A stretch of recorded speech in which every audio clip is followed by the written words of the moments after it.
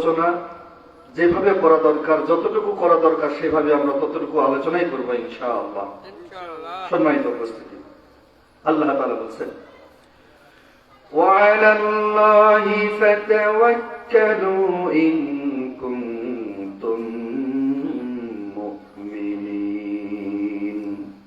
তোমরা যদি মুমিন হয়ে থাকো, তোমরা যদি বিশ্বাসী হয়ে থাকো, তোমরা যদি ইমানদার হয়ে থাকো, তাহলে তোমাদের কাজ হলো তোমরা প্রত্যেকটা কাজে একমাত্র আমি আল্লাহর উপর ভরসা করো।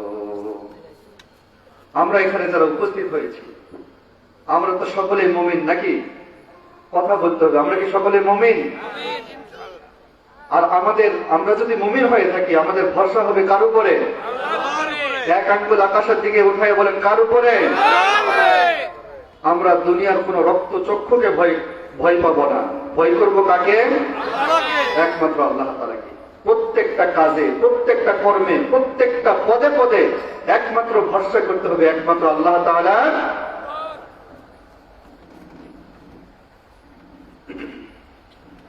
একটা হাদিসে নববী অংশ বিশেষ পাঠ করেছিলাম, তার সরল অনুবাদ করে আমরা আলোচনার মধ্যে ঢুকে যাব ইনশাআল্লাহ।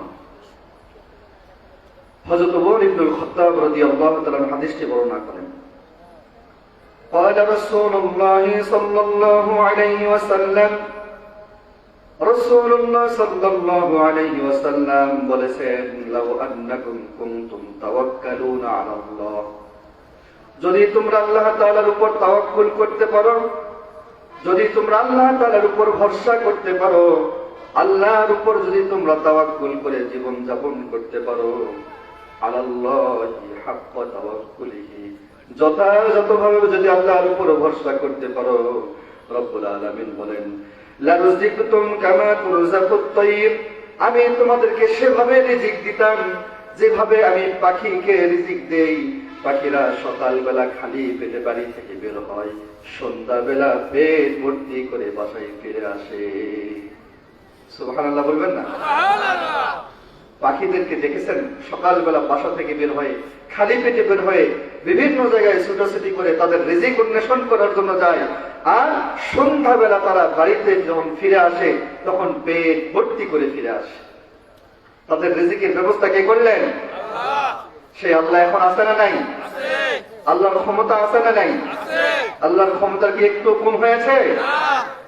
আল্লাহ তাআলা রাসূল বলেন, মানুষ যদি ওই পাখিদের মতো আল্লাহর উপর ভরসা করতে পারত, মানুষ যদি পাখিদের ঈমানের মতো আল্লাহ তাআলার উপর ঈমান আনতে পারত, তাহলে আমি রব্বুল আলামিন পাখিদেরকে যেভাবে রিজিক দেই, আমি এই মানুষদেরকেও সেভাবে রিজিক প্রদান করতাম।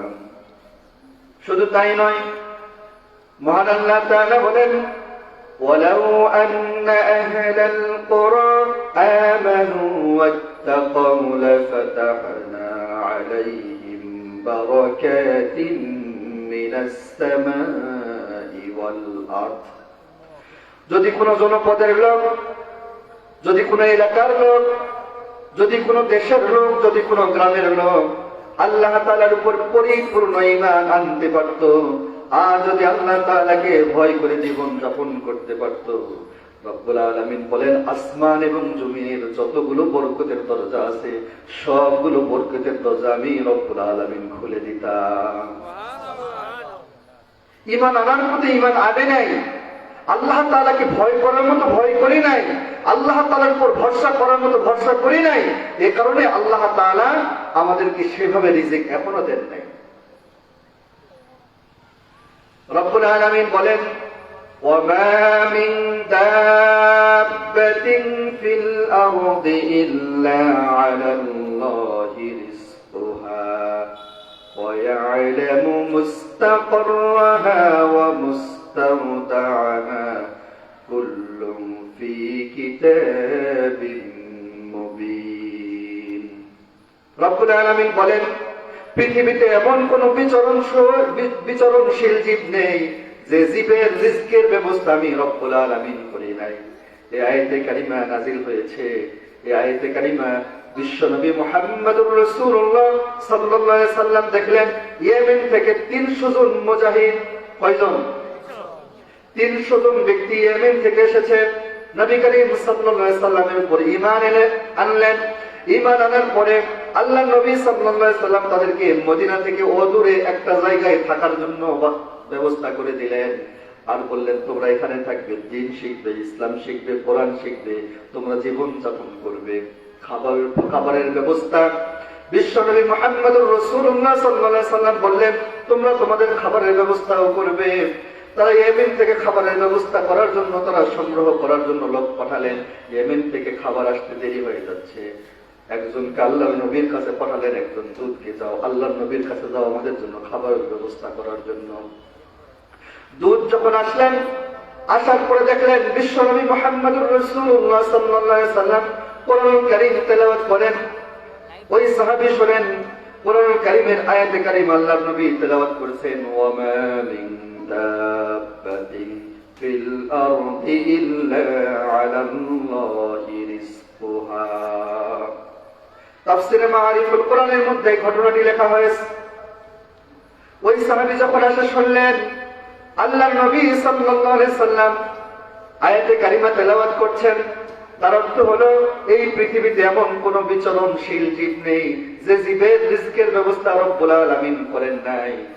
ওই ব্যক্তি, ওই সাহাবী চিন্তা করলেন, আমরাও তো জীব, আল্লাহ তাআলা যখন জীবের রিজকের ব্যবস্থা করেছেন, আমরা তো আশরাফুল মাখলুকাত, সকল জীবের চাইতে শ্রেষ্ঠ জীব। আল্লাহ তাআলা যদি জীবের রিজকের ব্যবস্থা করেন, আমাদের রিজকের ব্যবস্থা কেন করবেন না? আল্লাহর উপর ভরসা করে, আল্লাহ তাআলার উপর তাওয়াক্কুল করে সাহাবী ফিরে গেলেন। যাওয়ার পরে কাফেলার মধ্যে যখন ঢুকে গেলেন, কাফেলার লোকজন বললেন, আমাদের খাবারের ব্যবস্থা কি হচ্ছে? বললেন, হ্যাঁ আমাদের খাবারের উত্তম ব্যবস্থা হয়ে যাচ্ছে, আল্লাহ তাআলা ব্যবস্থা করবেন। কিছু সময়ের মধ্যেই দেখা গেল কোথা থেকে যেন দুইটা খাদ্যর পাত্র তাদের সামনে উপস্থিত হয়েছে, একটাই রুটি আর একটাই গোশত। তারা পেট ভর্তি করে খাইলেন। এত স্বাদ, এত সুন্দর স্বাদ খাদ্যের, এত স্বাদ কখনো কোনো খাদ্যের মধ্যে পায় নাই। সুবহানাল্লাহ বলবেন। খাওয়ার পরে অতিরিক্ত খাবারটুকু বেঁচে গেল। বিশ্বনবী মুহাম্মদুর রাসূলুল্লাহ সাল্লাল্লাহু আলাইহি সাল্লামের কাছে খাবারের বাকি অংশটুকু যখন পেশ করলেন, পেশ করার পরে বিশ্বনবী বললেন, এই খাবার কিসের? তারা বললেন, আপনার পক্ষ থেকে পাঠানো খাবার, এতগুলো খাবার আমাদের লাগে নাই, খাবার অতিরিক্ত বেঁচে গিয়েছে, আপনার দরবারে নিয়ে আসলাম। বিশ্বনবী মুহাম্মদুর রাসূলুল্লাহ সাল্লাল্লাহু আলাইহি সাল্লাম বললেন, আমি তো কোনো খাবার পাঠাই নাই, আমি তো কোনো খাবার পাঠাই নাই, এই খাবার কোথা থেকে আসলো? ঘটনাটি বর্ণনা করা হলো। সাহাবী বললেন, আমি আসছিলাম আপনার কাছে খাবারের জন্যই।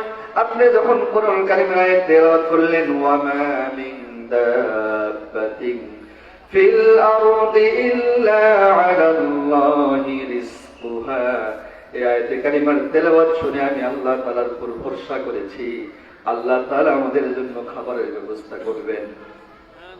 আল্লাহ নবী বলেন, ও সাহাবীরা, দুনিয়ার কোনো খাবার নয়, তোমরা যখন আল্লাহর উপর ভরসা করেছো, আল্লাহর উপর তাওয়াক্কুল করেছো, আল্লাহর উপর পরিপূর্ণ ঈমান এনেছো, আর আল্লাহর দ্বীনের পথে চলার জন্য সিদ্ধান্ত গ্রহণ করেছো, রব্বুল আলামিন জান্নাত থেকে তোমাদের খাবারের ব্যবস্থা করে দিয়েছে।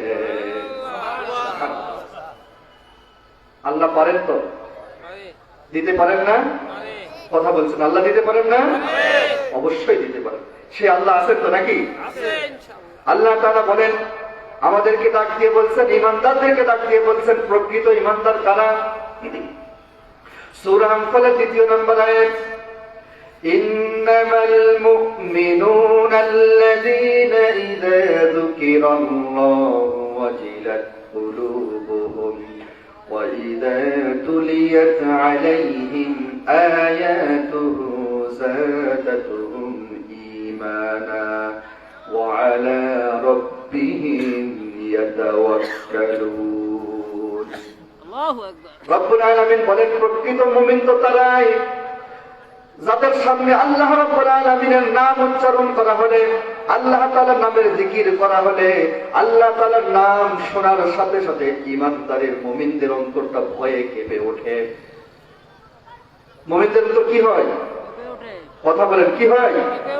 ভয়ে কেঁপে ওঠে। শুধু কেঁপে ওঠে না, ভয়ে কেঁপে ওঠে। কেঁপে ওঠার অনেকগুলো ভাগ রয়েছে। এই কিছুদিন আগে একটা কাপড়ে দেয় না আমাদের দেশে? কথা বলেন না। কিছুদিন আগে একটা কাপড়ে হয় নাই, জমিনটাকে আল্লাহ তাআলা একটু নাড়া দিয়েছিলেন, কত মানুষ ভয়ে। আমি একটা ভিডিওতে দেখলাম, একটা দোকানে একটা বাবা ছোট্ট একটা সন্তানকে নিয়েছিল, যখনই কাপড়ে উঠেছে বাবা সন্তানকে ফেলে রেখে তিনি দৌড় দিয়েছে। তাহলে কতটা ভয়! আল্লাহ তাআলা বলছেন এই ভয় নয়, আল্লাহ তাআলা বলছেন মুমিনদের সামনে যখন আমি আল্লাহ তাআলার নাম উচ্চারণ করা হবে, আমি আল্লাহর নাম যখন স্মরণ করা হবে, মুমিনদের অন্তরটা ভয়ে কেঁপে উঠবে। আর কি হবে? وَإِذَا تُلِيَتْ عَلَيْهِمْ آيَاتُهُ زَادَتْهُمْ ঈমানা। মুমিনদের সামনে যখন এই কোরআনের আয়াত তেলাওয়াত করা হবে, এই কোরআনের আয়াতের তেলাওয়াত শোনার সাথে সাথে মুমিনদের ঈমান যা আছে তার আরো বৃদ্ধি পেতে থাকবে। সুবহানাল্লাহ বলবেন না? তাহলে মুমিনদের ঈমান বৃদ্ধি পায় কিসের কারণে? কথা বলেন, কিসের কারণে? কোরআনের তেলাওয়াতের কারণে মুমিনদের ঈমান বৃদ্ধি পায়। আর কোরআনের তেলাওয়াত শোনার পরে, কোরআনের আলোচনা শোনার পরে, কোরআনের কথা শোনার পরে যাদের ঈমান বৃদ্ধি পাবে না, যাদের ঈমানের মধ্যে ঘাটতি আছে, যাদের ঈমান নাই, বেঈমানরা এই কোরআনের আয়াতের তেলাওয়াত শোনার সাথে সাথে তাদের অন্তর জ্বালা শুরু হয়ে যাবে। আর ঈমানদারের ঈমান কি হবে? বৃদ্ধি হবে। আর ওই সময় ঈমানদাররা কি করবে? আল্লাহ তাআলা বলেন ওয়ালা রাব্বিহিম ইয়াতাওয়াক্কালুন। ওই সময়ে ঈমানদাররা একমাত্র ভরসা করবে, তাওয়াক্কুল করবে আল্লাহ তাআলার উপরে। সুবহানাল্লাহ। তাহলে ঈমানদারদের সামনে যখন আল্লাহর নাম স্মরণ করা হয়, আল্লাহর নাম উচ্চারণ করা হয়, আল্লাহর নাম শোনার সাথে সাথে ঈমানদারের অন্তরটা কেঁপে ওঠে। আর কোরআনের আয়াত তেলাওয়াত করা হলে, কোরআনের তাফসীর হলে, কোরআনের আলোচনা ব্যাখ্যা বিশ্লেষণ হলে ঈমানদারের ঈমান যা আছে আরো বৃদ্ধি পেতে শুরু করে। আর ওই সময় ঈমানদাররা দুনিয়ার কাউকে পরোয়া করে না, একমাত্র কাকে পরোয়া করে? আল্লাহ তাআলাকে। আল্লাহ তাআলা ছাড়া কাউকে ভয় করে না। দেখেন আমরা কোরআন থেকে উদাহরণ নিই। হযরত ইব্রাহিম আলাইহিস সালামের নাম শুনেছেন তো? তার সাথে আমাদের পরিচয় কি? কথা বলতে হবে। তার সাথে আমাদের পরিচয় কি? পিতা এবং পুত্র, পিতা এবং সন্তান। তিনি আমাদের পিতা, আমরা তার সন্তান। তিনি কেমন পিতা? জাতির পিতা। এখনো বলতে ভয় পান? তিনি আমাদের কি পিতা? জাতির পিতা ইব্রাহিম আলাইহিস সালাম। ইব্রাহিম আলাইহিস সালামকে যখন আগুনের মধ্যে ফেলানো হলো, ঘটনা তো আপনারা জানেন, আমি ঘটনা বলছি না, শিক্ষাটা বলবো। ইব্রাহিম আলাইহিস সালামকে যখন সিদ্ধান্ত নিল ইব্রাহিম আলাইহিস সালামকে অগ্নিকুণ্ডের মধ্যে নিক্ষেপ করা হবে, সিদ্ধান্ত নেওয়ার পরে তারা চরকি তৈরি করলো। এই চরকি তৈরি করার পরে ইব্রাহিম আলাইহিস সালামকে যে আগুনের মধ্যে নিক্ষেপ করা হবে, যে রশি টানা হবে, সেই রশি টানার মধ্যে দেখেন ইব্রাহিম আলাইহিস সালাম তাকিয়ে দেখেন এখানে সব কাফের, একজন একা মাত্র ইব্রাহিম আলাইহিস সালাম, তিনি একজন মাত্র ঈমানদার। সুবহানাল্লাহ বলবেন না? ইব্রাহিম আলাইহিস সালাম একা সকল মানুষের বিরুদ্ধে একা লড়াই করেছেন। ইন্না ইব্রাহিমা কানা উম্মাতান কানিতান লিল্লাহি হানিফা। রব্বুল আলামিন বলছেন যখন কেউ ছিল না, ইব্রাহিম একা ছিল, একাই একজন উম্মত। উম্মত মানে কি? অনুসারী, গোষ্ঠী, জাতি। আর ইব্রাহিম আলাইহিস সালাম একাই একজন জাতি ছিলেন, কেউ ঈমানদার নয়, একা ইব্রাহিম আলাইহিস সালাম। ইব্রাহিম আলাইহিস সালাম তাকিয়ে দেখেন ওই চরকিতে উঠাইছে ওনাকে, ওই চরকি থেকে যে আগুনের মধ্যে ফেলানো হবে, যে রশি ধরে আছে, সেই রশি ধরার মধ্যে তার আপন পিতাও রয়েছে। আপন পিতা রয়েছে। ইব্রাহিম আলাইহিস সালামকে যখন আগুনের মধ্যে ফেলা হবে, ওই সময় জিবরাইল আলাইহিস সালাম আসলেন, ইব্রাহিম আলাইহিস সালামকে বললেন, ওগো ইব্রাহিম, তুমি আমাকে বলো, আমার যত শক্তি রয়েছে সমস্ত শক্তি একত্রিত করে নমরুদের অগ্নিকুণ্ডকে আমি নিভাইয়ে দিব। ইব্রাহিম আলাইহিস সালাম বললেন, তোমার সাহায্যের দরকার নাই, আমি যে রবের জন্য আগুনের মধ্যে নিক্ষিপ্ত হচ্ছি, যে রবকে সন্তুষ্ট করার জন্য আগুনের মধ্যে নিক্ষিপ্ত হচ্ছি, সেই রব তোমাকে দেখছেন। সুবহানাল্লাহ বলবেন না? মুমিনদের তাওয়াক্কুল আল্লাহর উপর কেমন নবীরা শিক্ষা দিয়েছেন। বাতাসের ফেরেশতা আসলেন, পানির ফেরেশতা আসলেন, সকলের জায়গা থেকে সাহায্য করতে চাইলেন। ইব্রাহিম আলাইহিস সালাম কারো সাহায্যকে নিলেন না। ইব্রাহিম আলাইহিস সালাম ওই সময় একটা দোয়া করলেন, হাসবুনাল্লাহু ওয়া নি'মাল ওয়াকিল, নি'মাল মাওলা ওয়া নি'মান নাসির। আরে দোয়া পারেন এটা? এই দোয়া পারেন? সকলে বলেন, হাসবুনাল্লাহু ওয়া নি'মাল ওয়াকিল, নি'মাল মাওলা ওয়া নি'মান নাসির। আল্লাহ তাআলা বলেন, ক্বালু হাররিকুহু, যখন ওই সমস্ত কাফেররা ইব্রাহিম আলাইহিস সালামকে আগুনের মধ্যে ফেলার জন্য সিদ্ধান্ত গ্রহণ করলো, আগুনের মধ্যে ফেলাবে, ইব্রাহিম আলাইহিস সালাম সাহায্য চাইলেন, আল্লাহ তাআলার কাছে সাহায্য চান নাই, শুধু এতটুকু কথা বলেছেন, হাসবুনাল্লাহ, আমার জন্য যথেষ্ট কে? আল্লাহ। চিৎকার দিয়ে বলেন, আমার জন্য যথেষ্ট কে? আল্লাহ। কে বলেছিলেন? আল্লাহ। জাতির পিতা ইব্রাহিম আলাইহিস সালাম। আমরা যদি বলি আমাদের জন্য যথেষ্ট কে? আল্লাহ। আল্লাহ কি আমাদের জন্য যথেষ্ট নয়? অবশ্যই। ইব্রাহিম আলাইহিস সালাম বললেন, হাসবুনাল্লাহ, আমার জন্য আমার আল্লাহ যথেষ্ট। নি'মাল মাওলা, তিনি কতই না আমার জন্য উত্তম অভিভাবক, ও নি'মান নাসির, আর তিনি আমার জন্য কতই না সুন্দর সাহায্যকারী। আমার জন্য উত্তম অভিভাবক তিনি, আমার জন্য উত্তম সাহায্যকারীও তিনি আমার অভিভাবক, তিনি আমাকে সাহায্য করবেন। আল্লাহ তাআলা বললেন, ইব্রাহিম যখন কারো কাছে সাহায্য চাইল না, আমাকে যখন অভিভাবক হিসাবে গ্রহণ করলো, আমার উপর যখন ইব্রাহিম ভরসা করলো, আর ইব্রাহিমকে সাহায্য করা আমার জন্য, তখন ইব্রাহিমকে সাহায্য করা আমার জন্য জরুরি হয়ে গেল। আল্লাহ তাআলা বলেন, আমি সাহায্য করলাম কিভাবে? আল্লাহ তাআলা বলেন, কুলনা ইয়া নারু কুনি বারদান ওয়া সালামান আলা ইব্রাহিম। রব্বুল আলামিন কোন ফেরেশতাকে বললেন না, রব্বুল আলামিন জিবরাইলকেও বললেন না, রব্বুল আলামিন বাতাসের ফেরেশতাকেও বললেন না, রব্বুল আলামিন পানির ফেরেশতাকেও বললেন না, রব্বুল আলামিন সরাসরি আগুনকে নির্দেশ করলেন, হে আগুন, আমার ইব্রাহিমের জন্য তুমি ঠান্ডা হয়ে যাও। এখানে শুধু ঠান্ডা নয়, রব্বুল আলামিন বললেন, আমার ইব্রাহিমের জন্য তুমি শান্তিদায়ক হয়ে যাও। সুবহানাল্লাহ।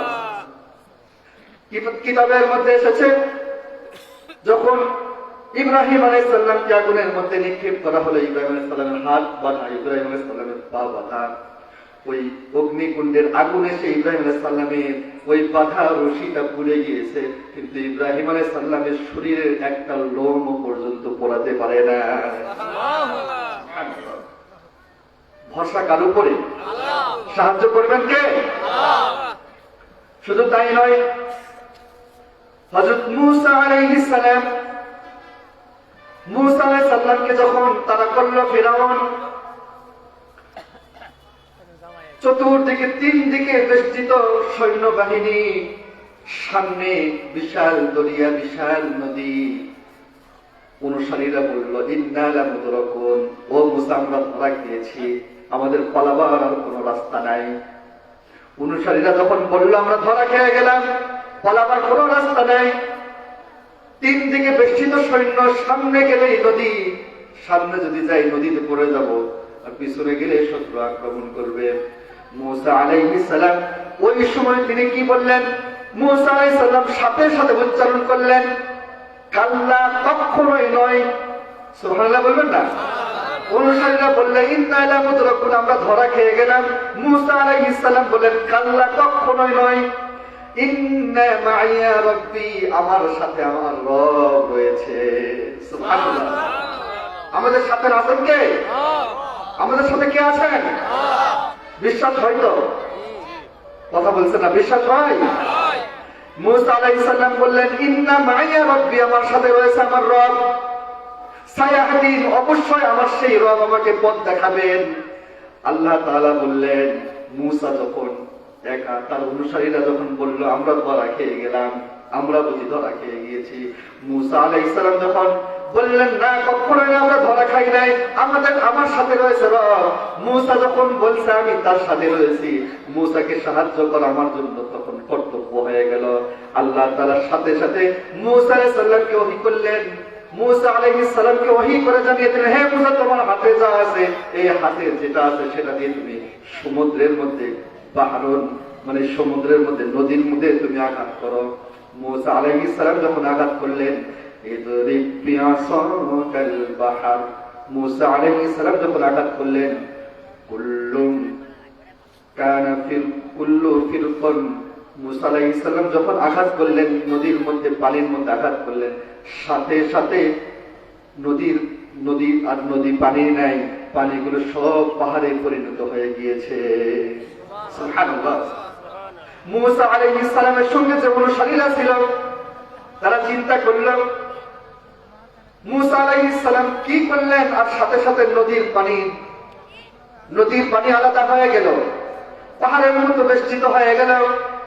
মূসা আলাইহিস সালাম অনুসারীদেরকে নিয়ে পার হয়ে গেলেন, আর ফিরআউনকে জুবাইয়ে মারলেন। ফিরআউনকে জুবাইয়ে মারলেন কে? আল্লাহ। চিৎকার দিয়ে বলেন কে? আল্লাহ। একটু খেয়াল করেন, ফিরআউনকে আল্লাহ তাআলা যেই সময় জুবাইয়ে মারলেন, দিনের আলোতে মেরেছেন না রাতের অন্ধকারে? কথা বলেন, দিনে না রাতে? ফিরআউনকে যখন মারলো, ফিরআউন যখন পানিতে ডুবলো, তখন ঘুমন্ত না জীবিত? জাগ্রত। ঘুমন্ত না জাগ্রত? ফিরআউন ক্ষমতাই ছিল না ক্ষমতাচ্যুত হয়েছিল? একটু খেয়াল করেন। আল্লাহ তাআলা ফিরআউনকে যখন পতন করলেন, ফিরআউনকে যখন পানিতে চুবালেন, তখন দিনের আলোতে রাতের অন্ধকারে নয়, দিনের আলোতে ফিরআউনকে আল্লাহ তাআলা চুবালেন পানিতে। ফিরআউনের ক্ষমতাচ্যুত নয়, ফিরআউন ক্ষমতায় ছিল, তার সাথে সৈন্য সামন্ত সকলেই ছিল। ফিরআউন জাগ্রত ছিল, ঘুমন্ত ছিল না। পানিতে চুবাইয়ে মারলেন, সে আল্লাহ এখন আছে না নাই? রব্বুল আলামিন কি বললেন শোনেন। ফিরআউনকে শুধু চুবাইয়ে মারলেন না, রব্বুল আলামিন বললেন, আল-ইয়াওমা নুনাজ্জিকা বিবাদানিকা লিতাকুনা লিমান খালফাকা আয়া। রব্বুল আলামিন বললেন, ফিরআউনকে আমি চুবাইয়ে মারলাম পানিতে, কিন্তু আমি নির্দেশ করলাম পানিকে, হে পানি তুমি ফিরআউনকে তুমি পচাতে পারবে না। মাছকে নির্দেশ দিলেন, ফিরআউনের লাশকে তোমরা খেতে পারবে না। সমস্ত কীট পতঙ্গ সকলকে নির্দেশ দিলেন, তোমরা ফিরআউনের লাশকে ভক্ষণ করতে পারবে না, কারণ আমি ফিরআউনকে আমি রেখে দেব কিয়ামত পর্যন্ত।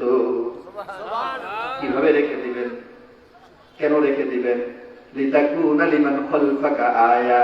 সামনের দিনে যারা ফিরআউনের মতো স্বৈরাচারিতা অবলম্বন করবে, ফিরআউনের মতো যারা আল্লাহর সাথে বিদ্রোহ ঘোষণা করবে, এই সমস্ত নব্য ফিরআউনদের জন্য আমি শিক্ষণীয় হিসেবে রেখে দেব।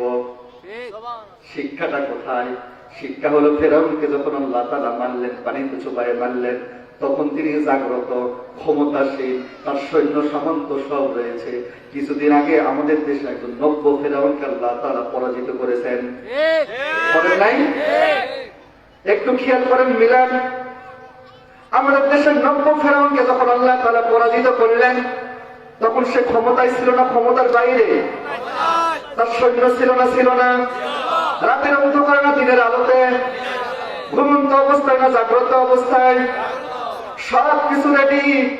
এরপরেও তার চতুর্দিকে সৈন্য সামন্ত। এরপরেও আল্লাহ রাব্বুল আলামিন যখন চেয়েছেন তোর আর খাওয়া নাই, ফিরআউনকে যখন আল্লাহ তাআলা চেয়েছেন তোর আর খাওয়া নাই, ফিরআউনকে চুবাইয়ে মারলেন। যখন আল্লাহ তাআলা এই নব্য ফিরআউনকে চাইলেন তোর আর এই দেশে খাওয়া নাই, আলেমদের উপর নির্যাতন করেছিস, ইসলামের উপর নির্যাতন করেছিস, কোরআনের মাহফিল করতে দেশ নাই, আল্লাহ তাআলা সিদ্ধান্ত হলো তোকে আমি আর রাখবো না। আল্লাহর সিদ্ধান্ত কবুল হলো, রব্বুল আলামিন সাথে সাথে তার পতন ঘটালেন। আল্লাহ তাআলা বলছেন লিতাকুনা লিমান খালফাকা আয়া, এই ফিরআউন থেকে শিক্ষা গ্রহণ করো। এর মতো যদি তোমরা সামনে যদি এরকম আচরণ করো, রব্বুল আলামিন ওই ফিরআউনের সাথে এই ফিরআউনের সাথে যেমন আচরণ করলেন, আগামী দিন যদি এইরকম ফিরআউনি আচরণ কেউ করতে চায়, তাদেরকে রব্বুল আলামিন ক্ষমতাচ্যুত করতে পারেন কি পারেন না? সেই আল্লাহর ক্ষমতা আছে না নাই? রব্বুল আলামিন বলছেন লিতাকুনা লিমান খালফাকা আয়া, আমি তোমাদের জন্য সামনের দিনে যারা এরকম স্বৈরাচারিতা অবলম্বন করবে তাদের জন্য শিক্ষণীয় বিষয় হিসাবে আমি ফিরআউনকে কিয়ামত পর্যন্ত শক্তি বানায় রেখে দিলাম। রেখেছেন কে? আল্লাহ। আর আল্লাহর উপর মুসা আলাইহিস সালাম ভরসা করার কারণে, তাওয়াক্কুল করার কারণে রব্বুল আলামিন মুসা আলাইহিস সালামকে শুধু বাঁচিয়ে রাখেন নাই, রব্বুল আলামিন সম্মানের সাথে তাকে আল্লাহ তাআলা বাঁচিয়ে রেখেছেন। এখানে শেষ নয়, ইউসুফ আলাইহিস সালামকে তার ভাইয়েরা মারল। আল্লাহ তাআলা কোরআনে কথাগুলো নোট করে দিয়েছেন। এগুলো ঘটনা নয়, আল্লাহ তাআলা শিক্ষণীয় বিষয় হিসেবে আল্লাহ তাআলা কোরআনে নোট করে দিয়েছেন। ইউসুফ আলাইহিস সালাম যখন জেলখানায় বন্দী হলেন, সেখান থেকে আবার ফিরে আসলেন। ফিরে আসার পরে সেখানে আবার ইউসুফ আলাইহিস সালামের সাথে ষড়যন্ত্র হলো। একজন নারী ষড়যন্ত্র করলো, ষড়যন্ত্র করে তাকে ঘরের মধ্যে বন্দী করলো। وغلقت الأبواب وقالت هيت لك قال معاذ الله إنه ربي أحسن مثواي إنه لا يحب الظالمين। যখন ইউসুফ আলাইহিস সালামকে ঘরের মধ্যে বন্দী করলাম, وغلقت الأبواب, বাবুনের বহু বচন আবওয়াব। বাবুন মানে একটা দরজা, আবওয়াব মানে অনেকগুলো দরজা বিশিষ্ট কামরা। ইউসুফ আলাইহিস সালামকে বন্দী করলো, সবগুলো দরজায় তালাবদ্ধ করা, কেউ বাহির থেকে খোলার মতো, ভিতর থেকে খোলার মতো কোনো বুদ্ধি নাই। কিন্তু ইউসুফ আলাইহিস সালাম ভরসা করলেন কার উপরে? চিৎকার দিয়ে বলেন, কার উপরে? ইউসুফ আলাইহিস সালাম যখন আল্লাহর উপর ভরসা করলেন, ভরসা করে ইউসুফ আলাইহিস সালাম চিন্তা করলেন, ভরসা করে চুপ থাকলে হবে না, ভরসা যখন করেছি দৌড় দিব আমি। সুবহানাল্লাহ বলবেন না? দৌড় দিয়ে বাড়ি বের হতে পারবে? দৌড় দিয়ে বের হওয়ার সুযোগ আছে যতক্ষণ পর্যন্ত বাহির থেকে খুলে না দিয়েছে। রব্বুল আলামিন বললেন, ইউসুফ যখন আমার উপর ভরসা করলো আর যখন দৌড় দিল, আমি রব্বুল আলামিনের তখন দায়িত্ব হলো দরজাগুলো খুলে দেওয়া। ইউসুফ আলাইহিস সালাম দৌড় দিলেন, প্রত্যেকটা দরজা এমনিতেই খুলে গেল, ইউসুফ আলাইহিস সালাম বাইরে চলে গেলেন। এটা আল্লাহ তাআলার সাহায্য। শুধু তাই নয়, আপনার আমার নবী, বিশ্ব নবী জনাবে মুহাম্মদুর রাসূলুল্লাহ সাল্লাল্লাহু আলাইহি ওয়াসাল্লাম, তিনি আল্লাহর উপর ভরসা করেছেন। কিভাবে? ইব্রাহিম আলাইহিস সালাম যে দোয়াটি করেছিলেন, হাসবুনাল্লাহু ওয়া নি'মাল ওয়াকিল নি'মাল মাওলা ওয়া নি'মান নাসির। ইব্রাহিম আলাইহিস সালাম দোয়া করলেন, আপনার আমার নবী মুহাম্মদুর রাসূলুল্লাহ সাল্লাল্লাহু আলাইহি ওয়াসাল্লাম তিনি একই দোয়া করলেন। তখন দোয়া করলেন যে সময় উহুদের যুদ্ধের পর মক্কার কাফেররা চলে গেল, পরাজিত হয়ে চলে গেল। যাওয়ার পরে এক জায়গায় তারা অবস্থান করলো। এক গোত্রের একজন ব্যক্তি, কয়েকজন ব্যক্তি অশ্বারোহী, উটের পিঠের উপর, ঘোড়ার পিঠের উপর তারা সওয়ারি হয়ে তারা সফরে যাচ্ছে। আবু সুফিয়ান বলল, তোমরা কোথায় যাও? বললাম, আমরা মদিনায় যাই। তোমরা যখন মদিনায় যাচ্ছ তাহলে আমাদের পক্ষ থেকে একটা মেসেজ কি মুহাম্মদের কাছে পৌঁছাতে পারবে? বলে, হ্যাঁ পৌঁছাতে পারবো। বলে, যায় বলবে মুহাম্মদকে যে ওদের যুদ্ধে তারা যারা নিহত হয়েছে, যারা জীবিত আছে তাদেরকে মারার জন্য আমরা কতগুলো সৈন্য রেডি হয়েছি, আমরা তাদেরকে যাই একবারে নিঃশেষ করে দেব। এই খবর যখন মুহাম্মদুর রাসূলুল্লাহ সাল্লাল্লাহু আলাইহি সাল্লামের কাছে পৌঁছালো, সাথে সাথে বিশ্বনবী মুহাম্মদুর রাসূলুল্লাহ সাল্লাল্লাহু আলাইহি সাল্লাম দোয়া করলেন, হাসবুনাল্লাহু ওয়া নি'মাল ওয়াকিল নি'মাল মাওলা ওয়া নি'মান নাসির। সুবহানাল্লাহ। রব্বুল আলামিন রাসূল বলেন, সমস্যা নাই, তারা কত সৈন্য আসে আসুক, কারণ আমি ভরসা করেছি আল্লাহর উপরে, আল্লাহ তাআলা আমাদেরকে হেফাজত করবেন। সুবহানাল্লাহ বলবেন না? শুধু তাই নয়, একজন নারী, নাম তার আসিয়া, নাম শুনেছেন?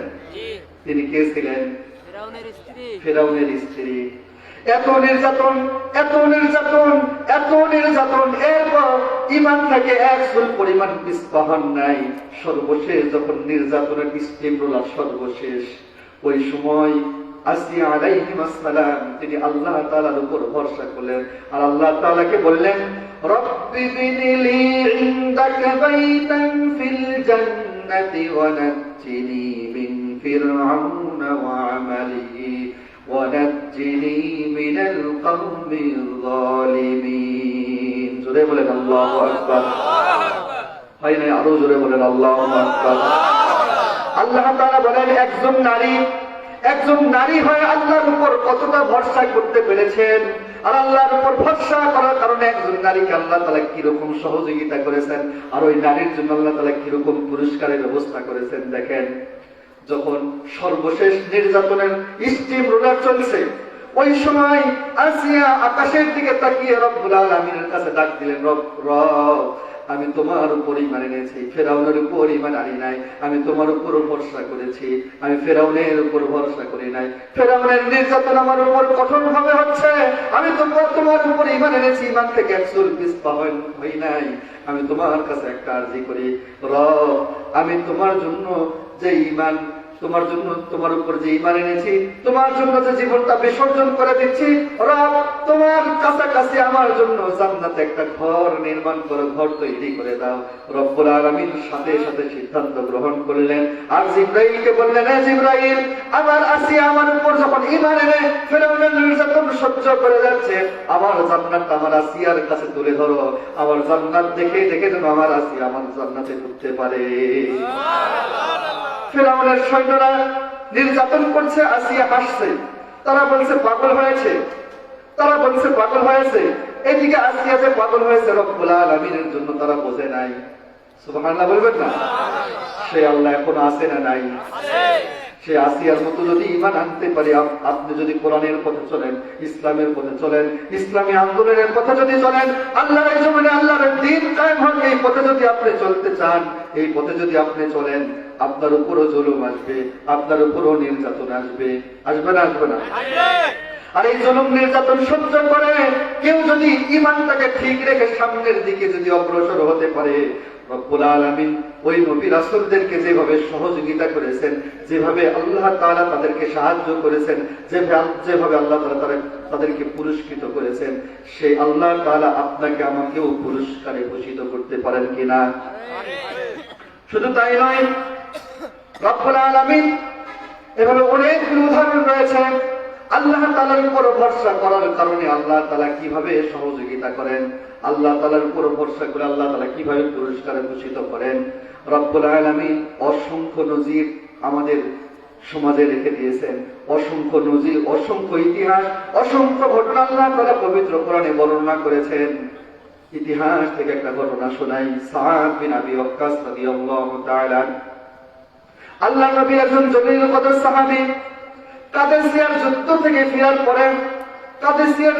ফেরার পরে এরপরে সাদ বিন আবি ওয়াক্কাস চিন্তা করলেন, আমরা কালিমার পতাকা আফ্রিকার জঙ্গলেও নিয়ে যাব। কোথায়? আফ্রিকার গহীন জঙ্গলে আমরা এই কালিমার পতাকা নিয়ে চলে যাব, কালিমার দাওয়াত নিয়ে যাব, কালিমার দাওয়াত পৌঁছাবো। এই সিদ্ধান্ত নিয়ে 1 নয় 2 নয় 100 নয় 200 নয়, মোট 60,000 সৈন্য, এক বিশাল বাহিনী নিয়ে তিনি সামনে অগ্রসর হলেন। কত হাজার? কথা বলেন, কত হাজার? 60,000। এই 60,000 সৈন্যের এক বিশাল বাহিনী নিয়ে যখন সামনে অগ্রসর হলেন, আফ্রিকার জঙ্গলের আগে বিশাল একটা নদী পালেন।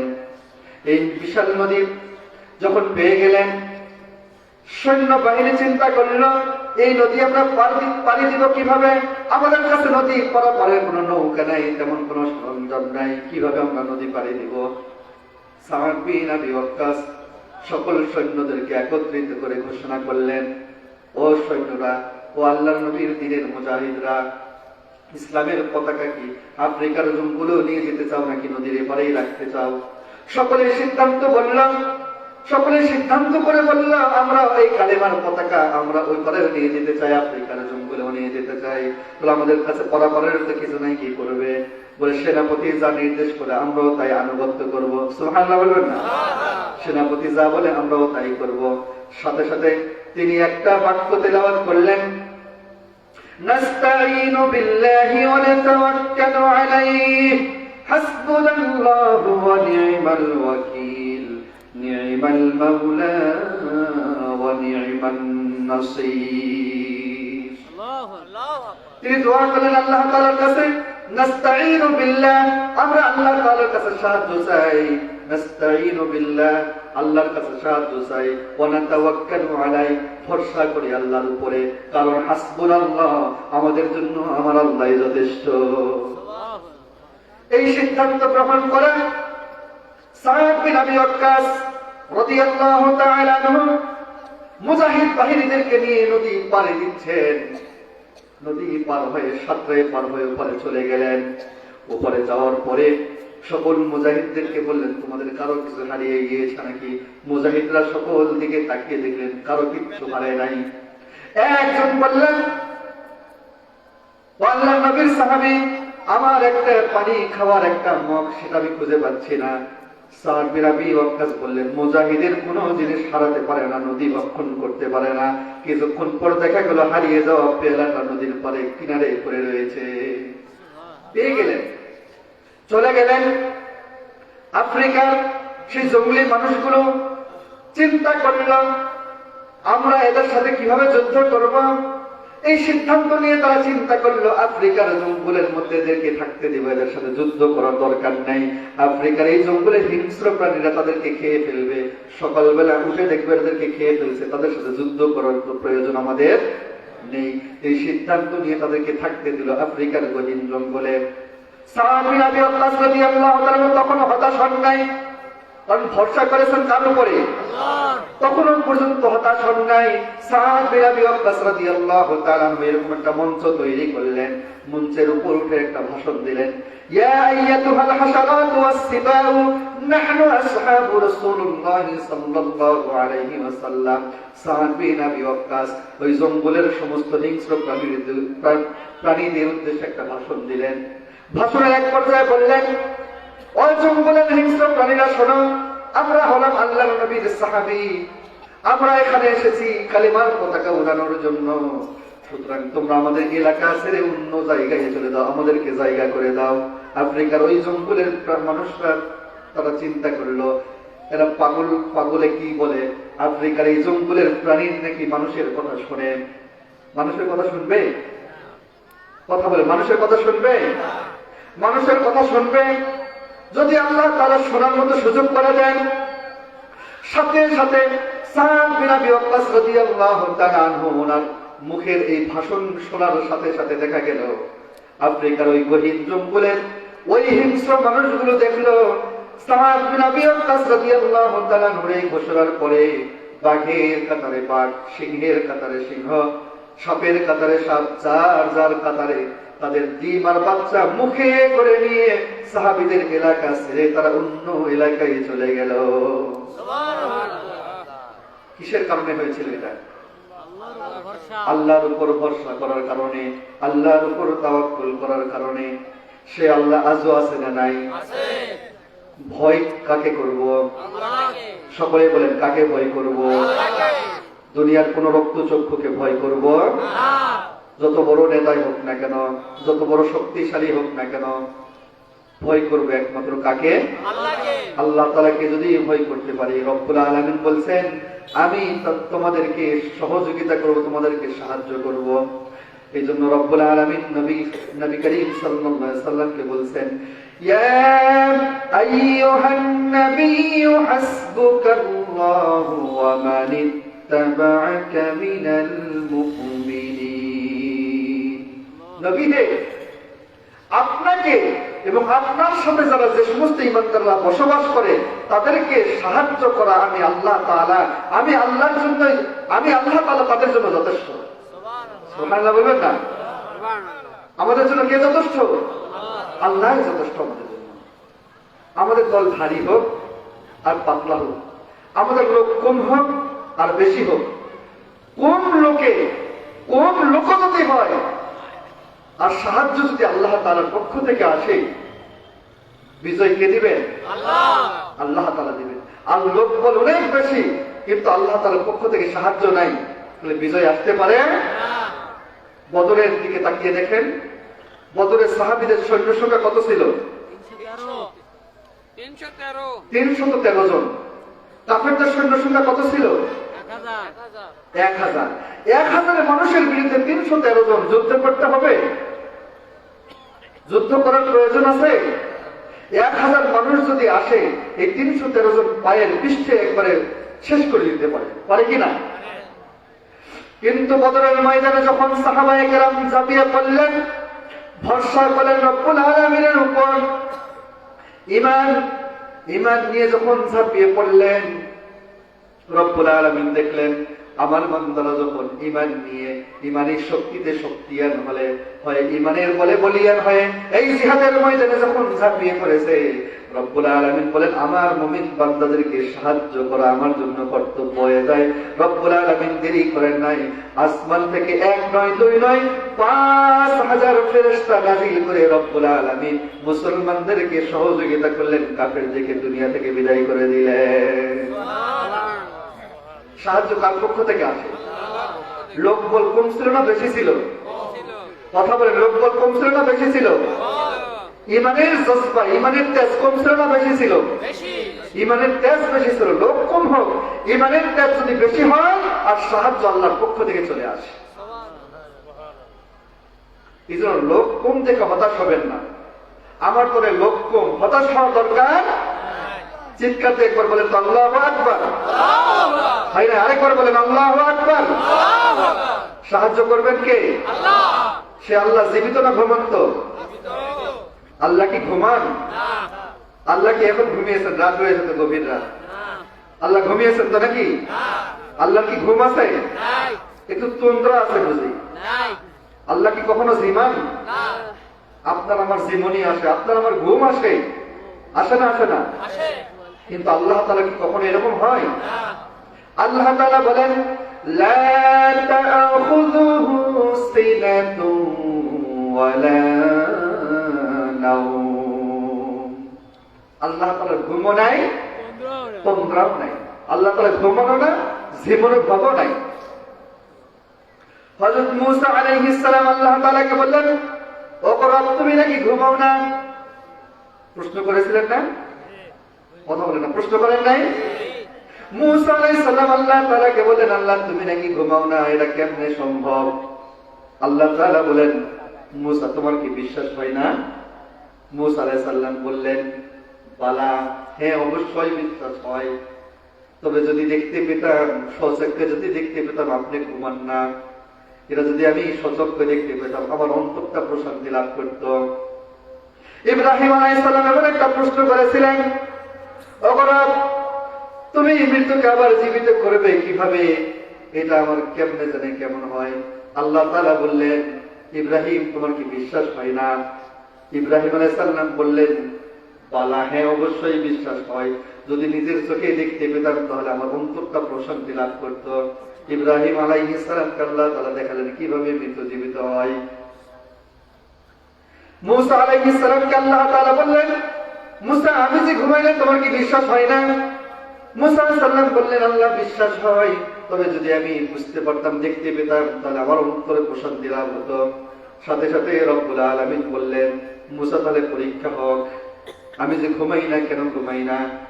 আল্লাহ তাআলা মূসা আলাইহিস সালামকে নির্দেশ দিলেন, এক হাতে 1 গ্লাস পানি নিয়ে দাঁড়িয়ে থাকো। কোন? তুর পাহাড়ে। কোথায়? তুর পাহাড়ে। আল্লাহ তাআলা বললেন, তুমি এক হাতে 1 গ্লাস পানি নিয়ে দাঁড়িয়ে থাকো। আল্লাহ তাআলা মূসা আলাইহিস সালামকে পানি দাঁড়ানোর নির্দেশ দিলেন, আর সাথে সাথে আল্লাহ তাআলা ঘুমকে নির্দেশ দিলেন, ঘুম, তুমি মূসাকে আক্রমণ করো। সাথে সাথে ঘুম এসে মূসা আলাইহিস সালামকে আক্রমণ করলেন। ঘুম যখন এসে মূসা আলাইহিস সালামকে আক্রমণ করলেন, হাতের গ্লাস আর হাতে থাকলো না, মাটিতে পড়ে গিয়ে গ্লাস ভেঙে গেল। মূসা আলাইহিস সালাম ভয় পেয়ে গেলেন। আল্লাহ তাআলা সাথে সাথে ডাক দিয়ে বলেন, মূসারে ভয় পাওয়ার কোনো কারণ নাই, কারণ এটা তোমার দোষ নয়, আমি ঘুমকে নির্দেশ করেছি তোমাকে ধরার জন্য, তোমাকে আমি দেখাই দিলাম। এই যে তুমি সামান্য একটা গ্লাস হাতে নিয়ে সামান্য একটি সময় তুমি থাকতে পারলে না, তোমার হাত থেকে গ্লাস পড়ে ভেঙে গেল ঘুমের কারণে, এই বিশাল ব্রহ্মাণ্ডের মালিক যে আমি আল্লাহ তাআলা, আসমান এবং জমিন যে আমি আল্লাহ তাআলার কুদরতি হাতে, আমি যদি ঘুমাই, আমি যদি জিমাই, তাহলে বিশাল ব্রহ্মাণ্ড ভেঙ্গে চুরমার হয়ে যাবে, নিমিষের মধ্যে মেসাকার হয়ে যাবে। এই জন্য রব্বুল আলামিন বলছেন আমার কোনো ঘুমও নাই, তন্দ্রাও নাই। আল্লাহ কি এখন ঘুমিয়ে আছেন? জাগ্রত? আমাদেরকে দেখছেন তো? আপনারা কোন অবস্থায় রয়েছেন, রাস্তায় কোন অবস্থায় কারা ঘোরাফেরা করছে, এটা সেই রব্বুল আলামিন দেখেন তো? এই যে জান্নাতের বাগানে যারা বসে রয়েছেন, এই জমিন আপনাদের পক্ষে সাক্ষী থাকবে। বিশ্বাস হয় যে জমিনের উপর দাঁড়িয়ে থাকেন, সেই জমিন আপনার আমার পক্ষে বিপক্ষে সাক্ষ্য দিবে। আপনি যে রাস্তা দিয়ে চলাফেরা করেন, সেই রাস্তা আপনার পক্ষে বিপক্ষে সাক্ষ্য দিবে। যে রাস্তা দিয়ে চলাফেরা করেন, আপনি জিকির করেন, আল্লাহর নামের কথা বলেন, আপনি দাওয়াতি কাজ করেন, দিনের দাওয়াতে বের হন, রাস্তার আশেপাশে যত গাছ গাছালি যত কিছু রয়েছে সব কিছু আপনার আমার পক্ষে বিপক্ষে সাক্ষ্য দিবে। কোথায়? আল্লাহ তাআলার দরবারে। শুধু তাই নয়, আপনার আমার দেহের অঙ্গ প্রত্যঙ্গ এগুলো কার? কথা বলেন কার? আল্লাহর তো নাকি? এখন যদি আপনার আমার একটা হাত কেটে নেওয়া হয়, তখন কি বলবেন? আল্লাহর হাত কেটে নিয়ে গেছে নাকি? কি বলবেন? কথা বলেন, কি বলবেন? আমার হাত কেটে নিয়েছে না, এখনই বললেন আমার হাত আমার অঙ্গ প্রত্যঙ্গ সব আল্লাহ। আমার এখন বলছেন কেন? সবগুলো আমার দেহ, আমি নিজেই আল্লাহ তাআলা, কিন্তু আল্লাহ তাআলা আপনার আমার কাছে আমানত রেখেছেন। আপনার আমার কাছে আমানত রাখার জিনিস, আপনার আমার হাত আমার কথা শুনে না। কথা শুনে? হাতের নখ কাটেন না কাটেন না? প্রত্যেক সপ্তাহে না বছরে একবার? এই যে নখ কাটেন, একদিন কেটে আপনি নখকে বলেন যে নখ তুই আর কোনোদিন বড় হতে পারবি না, কথা শুনবে? কথা শুনে কার? কথা শুনে কার? মাথার চুল কথা শুনে কার? আমার দেহের অঙ্গ প্রত্যঙ্গ সবকিছু কথা শুনে কার? কিন্তু এই হাত দিয়ে যখন অন্যায় কাজ করি, তখন কার কথাই করে? শয়তান। সম্মানিত উপস্থিতি, আমার এই হাত, আমার এই অঙ্গ প্রত্যঙ্গ, আমার দেহ, আমার পা, আমার প্রত্যেকটা লম্ব আল্লাহ তাআলা দরবারে দাঁড়িয়ে সাক্ষ্য দেবে আমার পক্ষে এবং বিপক্ষে। যদি আমি হাত দ্বারা ভালো কাজ করি, আমার হাত আমার পক্ষে সাক্ষ্য দিবে। আমি হাত দ্বারা খারাপ কাজ করলে আমার হাত আমার বিপক্ষে সাক্ষ্য দিবে। এই দুনিয়াতে এক শ্রেণীর মানুষ আছে, মিথ্যা কথা বলে, বলে কিনা? নিজে দোষ করে অন্যের উপর দোষ চাপায় দেয়, আছে না নাই? নিজে অন্যায় করে, নিজে চুরি করে অন্যের উপর দায় চাপায়, আছে না নাই? নিজে চাঁদাবাজি করে অন্যকে দোষ দেয়, অন্য চাঁদাবাজি করে, আছে না নাই? নিজে ডাকাতি করে অন্যের উপর দায় চাপায়, এমন লোক আছে না নাই সমাজে? এই লোকগুলো কি আমাদের দিনে দাঁড়িয়ে চাপার জোরে কথা বলতে চেষ্টা করবে। আল্লাহ তাআলা সূরা ইয়াসিনের মধ্যে বলছেন, اليوم نختم على أفواههم وتكلمنا أيديهم وتشهد أرجلهم بما كانوا يكسبون। ওই দিন কিয়ামতের ময়দান যখন কায়েম হবে, ওই সময় এক শ্রেণীর মানুষ রব্বুল আলামিন যখন ডাকবেন, বিচারের জন্য যখন ডাকবেন, ওই সময় এক শ্রেণীর মানুষ আল্লাহ তাআলার সামনে দাঁড়িয়ে তখনও কেউ কেউ এই কথা অস্বীকার করবে, আমি এগুলো করি না, আমি এগুলো করতে পারি না, অস্বীকার করবে। আল্লাহ রাব্বুল আলামিন সাথে সাথে মুখের জবানকে আল্লাহ তাআলা বন্ধ করে দিবেন, মুখে মোহর মেরে দিবেন। আপনার আমার মুখ দিয়ে আমি আপনি কথা বলতে পারবো না। আল্লাহ তাআলা বলছেন, আল ইয়াউমা নাখতিমু আলা আফওয়াহিহিম, মুখে মোহর মারা হবে। রব্বুল আলামিন মুখে মোহর মেরে দিবেন। ওয়া তুকাল্লিমুনা আইদিহিম, আপনার আমার হাত তখন কথা বলতে শুরু করবে।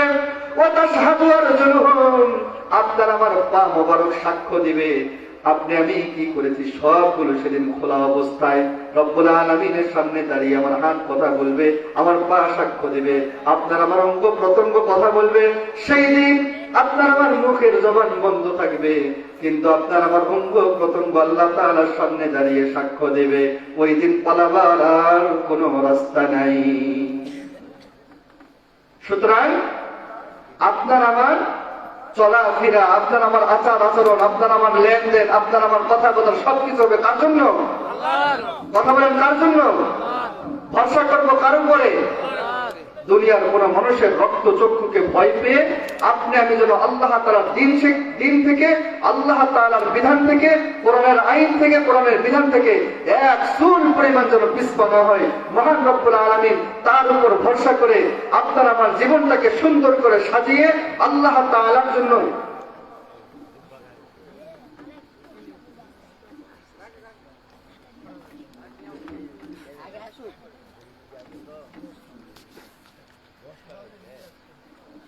আর